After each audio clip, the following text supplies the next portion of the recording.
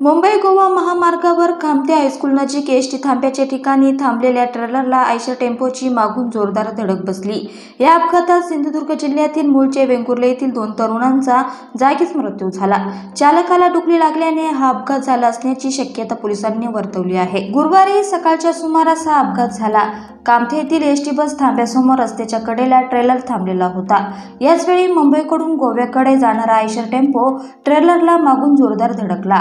या अपघातात ऋत्विक संतोष शिरोडकर वय 27 भटवाडा वेंगुर्ला व रामचंद्र राजेंद्र शेनई वय 30 राहणार परबवाडा वेंगुर्ला ह्या 2 तरुणांचा दुर्दैवी मृत्यू झाला। यामध्ये शेनई हा ट्रान्सपोर्टचा व्यवसाय करत होता। काही वर्षांपूर्वी त्यांनी हा व्यवसाय सुरू केला होता।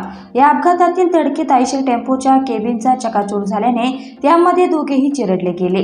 या घटनेची माहिती मिळताच चिपळूण पोलिसांनी तसेच परिसरातील नागरिकांनी घटनास्थळी धाव घेतली। त्यानंतर अडकलेल्या स्थितीत असलेल्या दोघांना बाहेर काढण्यात आले, मात्र त्यांचा जागीच मृत्यू झाला होता। त्यानंतर मृतदेह कामथे येथे शवविच्छेदनासाठी पाठवण्यात आले। सायंकाळी उशिरा दोघांचे मृतदेह नातेवाईकांनी वेंगुर्ला येथे नेले। या अपघाताची नोंद चिपळूण पोलीस स्थानकात करण्यात आली असून गुन्हा दाखल करण्याची प्रक्रिया उशिरापर्यंत सुरू होती।